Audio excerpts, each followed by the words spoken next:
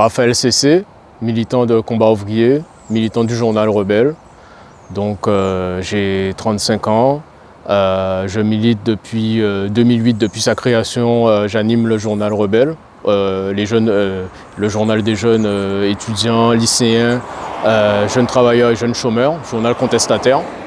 Et aussi, depuis 2010, je milite à combat ouvrier. Et donc voilà, je suis militant de combat ouvrier, je défends les idées du communisme révolutionnaire et du renversement de cette société par les travailleurs en lutte. Et pour que cette société soit dirigée par justement les travailleurs qui produisent toutes les richesses dans le monde, quoi.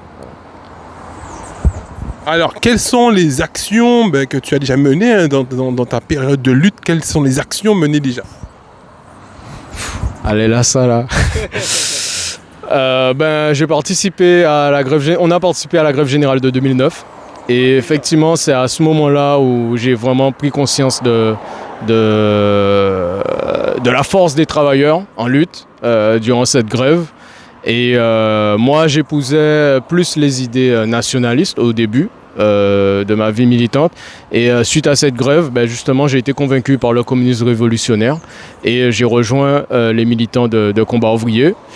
Bon, après, j'ai continué à militer au niveau du journal Rebelle jusqu'à présent, ce qui nous a valu quelques tracasseries judiciaires aussi.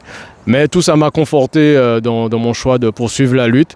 Et justement, parce que moi, je ne peux pas rester insensible aux injustices, pas seulement en Guadeloupe, aux injustices dans le monde, où on voit que dans une société qui n'a jamais été aussi riche, où chaque année on entend parler de milliards et de milliards dans une minorité de 10 familles ou quoi dans le monde, à côté de ça, c'est des millions de personnes qui meurent, c'est des millions de personnes qui meurent de faim, c'est des millions de personnes dans les pays pauvres qui meurent sous les bombes des puissances impérialistes comme l'État français, au nom des profits des grosses sociétés, des multinationales et ainsi de suite. Et donc, effectivement, quand certains s'enrichissent, ils s'enrichissent sur le dos des malheureux, ils s'enrichissent sur le dos de la majorité qui s'appauvrit. Et c'est ce que nous vivons aujourd'hui, toujours aujourd'hui. Et donc c'est pour ça que moi je veux renverser cette société capitaliste qui sème que le chaos, la misère et des guerres. Là on entend parler de menaces de guerre mondiale qui détruit même la planète. On parle de crise écologique, on est déjà dans une crise sociale. Donc il y en a marre, il faut vraiment les exproprier. Et c'est pour ça que j'appelle aussi des jeunes à s'engager pour renverser cette société. On ne peut pas rester comme ça, à accepter justement notre sort et à suivre l'exemple justement des esclaves rebelles aussi qui se sont rebellés. Alors pendant 4 siècles, ils ne savaient pas les premiers que leur révolte aurait mené à l'abolition, que leur révolte aurait mené à la grande révolution haïtienne. Ils ne savaient pas que leur révolte aurait mené à justement leur libération et leur émancipation, mais ils l'ont fait. Parce qu'ils n'acceptent pas justement le dictat, ils n'acceptent pas l'injustice, ils n'acceptent plus l'oppression. Et donc aujourd'hui aussi, il est plus que temps de poursuivre cette lutte pour l'émancipation totale. Et cette fois, les exploités d'aujourd'hui, qui sont les travailleurs, les chômeurs, les pauvres, à eux aussi s'émanciper et poursuivre cette lutte pour se libérer des chaînes de l'esclavage moderne qui est l'exploitation capitaliste. Alors tu nous as parlé effectivement de la misère et tout, en préambule avant l'émission, on vient de faire une autre émission où tu disais que ton environnement aussi, quand tu regardes l'environnement où tu vis, la Guadeloupe, la difficulté que traversent beaucoup de personnes en Guadeloupe, notamment effectivement Pointe-à-Pitre, Abîme, est-ce que c'est l'environnement qui t'a inspiré à te dire non, stop, il y a trop de personnes qui sont en galère, trop de personnes qui sont en misère, est-ce que c'est ça qui t'a inspiré ?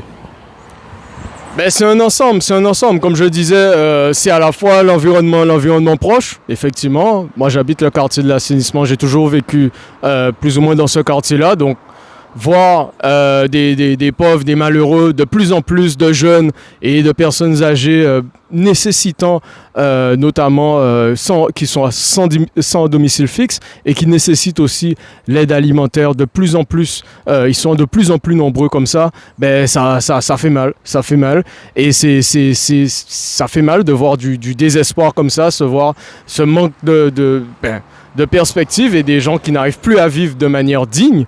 Et ça fait mal aussi de voir que même des travailleurs aussi s'appauvrissent. Il y a toute une couche de travailleurs pauvres. Il y a à la fois les retraités qui ont des très petites retraites, mais il y a toute une couche de travailleurs pauvres, des précaires qui vivent et survivent avec moins de 700 euros par mois. On le sait, en Guadeloupe, il y a une personne sur trois qui vit avec moins de 700 euros par mois. C'est impensable. C'est impensable quand on sait que les prix sont en moyenne 30% plus chers qu'en France. C'est impensable quand on sait que là, tout augmente depuis plus d'1 an. Ça ne pourra plus durer. Et donc, face à ça, sachant qu'en gros, il y a des gros, par contre, qui s'enrichissent grassement sur cette misère. Il y a des gros qui s'enrichissent grassement sur ces augmentations de prix, qui se font justement des profits énormes sur cette misère. C'est pour ça qu'effectivement, il est plus que temps de renverser cette société et de se révolter face à cet État. Et ce que nous dénonçons depuis le début du journal, c'est pour ça que, on a eu aussi certains soucis, entre guillemets, c'est que tout est fait pour apprendre aux jeunes ici la soumission, justement pour accepter ces conditions, pour accepter les 6 jeunes sur 10 qui sont au chômage, pour accepter ces bas salaires.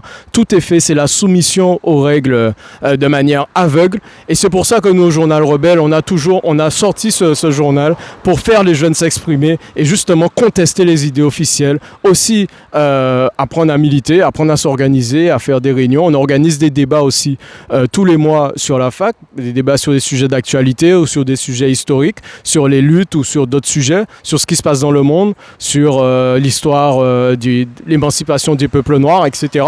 Parce qu'effectivement, il y a un vide à ce niveau-là.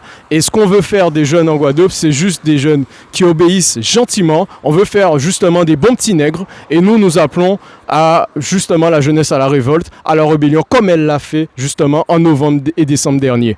Et franchement, elle l'a fait de manière déterminée. Et ça, c'était une preuve de montrer que tous ceux qui parlent pour dire les jeunes ne font rien, c'est des feignants, etc. Non, ils savent se prendre en main et justement exprimer leur colère dans le cadre des mobilisations. Et ça, c'était vachement important qu'ils le fassent, à la fois pour la poursuite du mouvement des soignants, à la fois en solidarité avec les soignants, mais pour prendre leur sort eux-mêmes, prendre leur sort eux-mêmes et faire mener leur lutte comme ils le souhaitent, en dirigeant cette lutte, en décidant effectivement sur les barrages qui passent pas et en exigeant du travail pour tous et bien payé.